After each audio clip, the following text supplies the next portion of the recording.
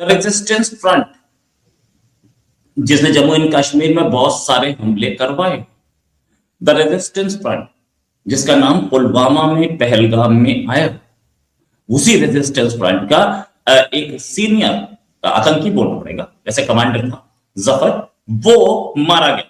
वो अफगानिस्तान के प्रोविंस बगलान में मारा गया। तो पाकिस्तान जो है ना, वो पिछले 10 सालों में अगर हमने कोई डेडलीस्ट ईयर देखा है तो वो ये है जहां पे हम बैठे हुए हैं, डेडलीस्ट ईयर। बताओ, ये सिग्नल से या टेलीग्राम से किससे टच में थे, किसके साथ टच में थे ये? अपने पाकिस्तानी हैंडलर्स के साथ। यानी कि प्रॉब्लम का ओरिजिन क्या है? पाकिस्तान। तो आप इंडिया में क्यों कर रहे हैं कुछ भी? उसे किसने मारा अभी तक नहीं पता है, लेकिन ये आदमी जो था ये द रेजिस्टेंस फ्रंट के लिए बड़े ऑपरेशंस करता था और बड़े ऑपरेशंस को प्लान करता था। सबसे ज्यादा जो पाकिस्तान में लोग मारे गए हैं, मेरे पास चार्ट है एक पूरा,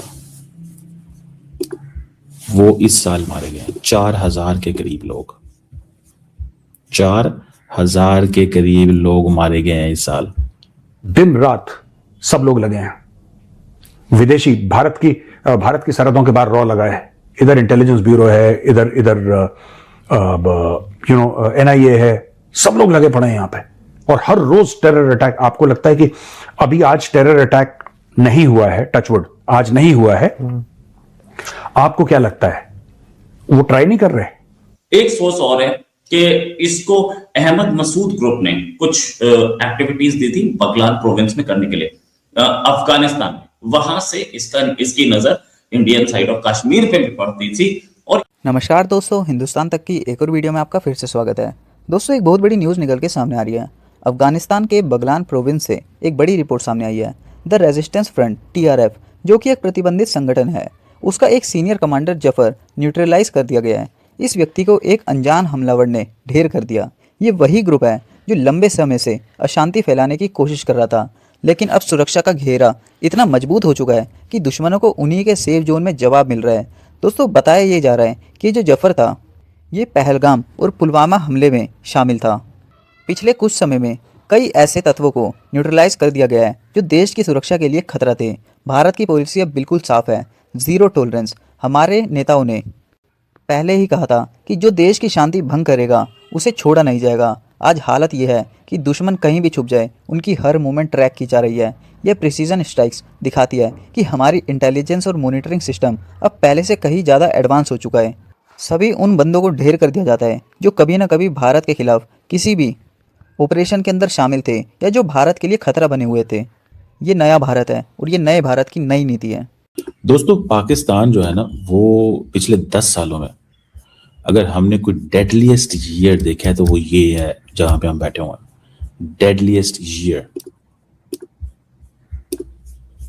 अब जस्ट मैं अगर आपको इसी से मैं बताना शुरू कर दूं, डेडलीस्ट ईयर से क्या मुराद है कि पाकिस्तान ने जो पिछले 10 सालों में 2015 से लेके मैं अभी तक की बात कर रहा हूं, 2000 ठीक है ना जी, 15 से लेके अभी तक की बात कर रहा हूं, सबसे ज्यादा जो पाकिस्तान में लोग मारे गए हैं, मेरे पास चार्ट है एक पूरा, वो इस साल मारे गए हैं 4000 के करीब लोग। 4000 के करीब लोग मारे गए हैं इस साल।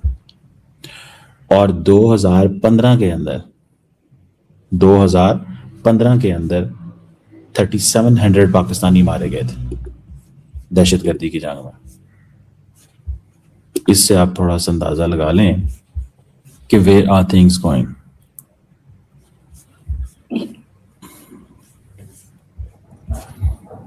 अगर आप ये सिर्फ ये सिर्फ डाटा मैं आपको बता रहा हूं, डेडलीस्ट ईयर है ये।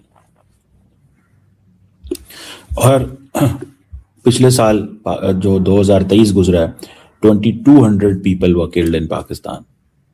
2200 people were killed in Pakistan. 2200। अभी आप देखें 2200 से भी ज्यादा लोग अगर अभी मारे गए आपके यहाँ पे। ये खबर एक एंगल से और भी इंपॉर्टेंट है जो मैं देने जा रहा हूं। द रेजिस्टेंस फ्रंट, जिसने जम्मू एंड कश्मीर में बहुत सारे हमले करवाए, द रेजिस्टेंस फ्रंट जिसका नाम पुलवामा में पहलगाम में आया, उसी रेजिस्टेंस फ्रंट का एक सीनियर आतंकी बोलना पड़ेगा, जैसे कमांडर था जफर, वो मारा गया।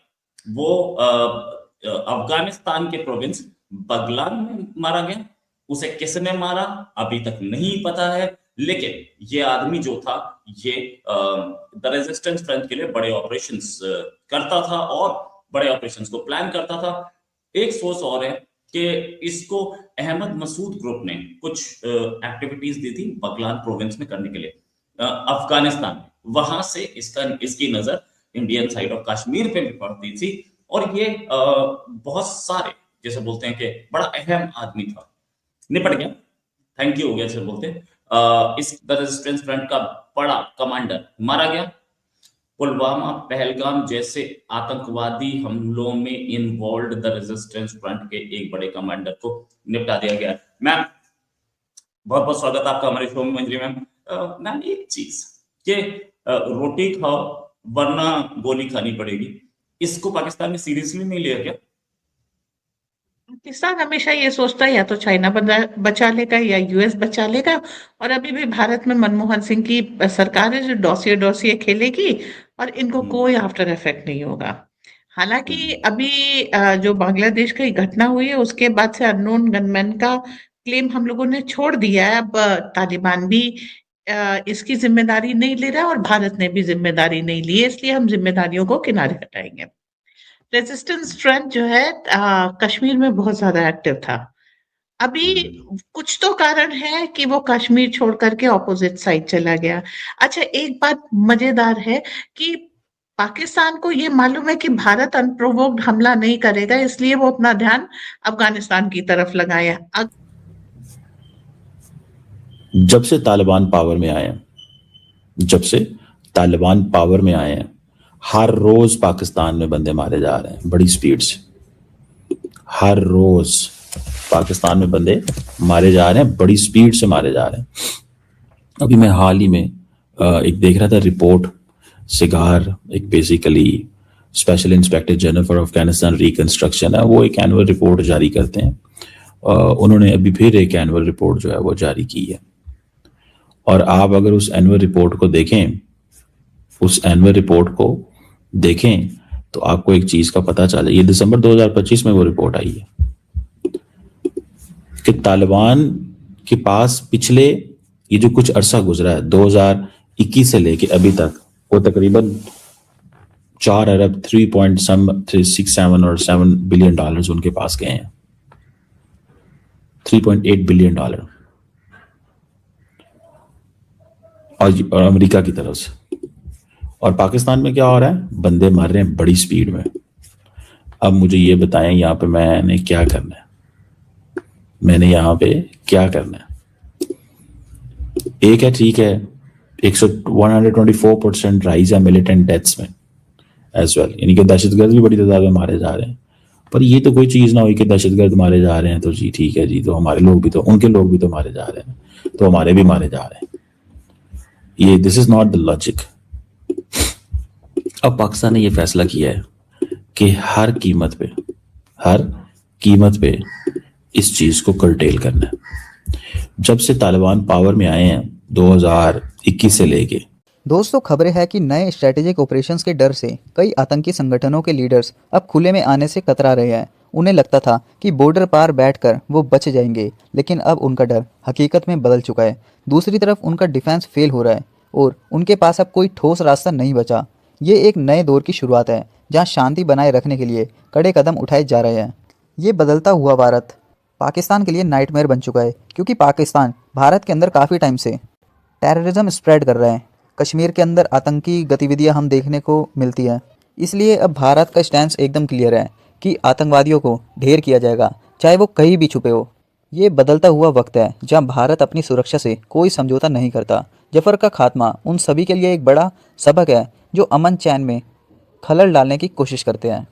हम आए दिन ये खबर सुनते हैं कि अननोन गनमैन ने ढेर कर दिए बंदे। ये सिलसिला काफ़ी टाइम से जारी है और ये भारत की शायद से नई अप्रोच है। इसके सबूत नहीं मिलते कि इसके अंदर भारत इन्वॉल्व है या नहीं, पर भारत की पॉलिसी से तो यही लगता है कि भारत ही है जो अपने दुश्मनों के घर में जाकर ढेर कर रहा है।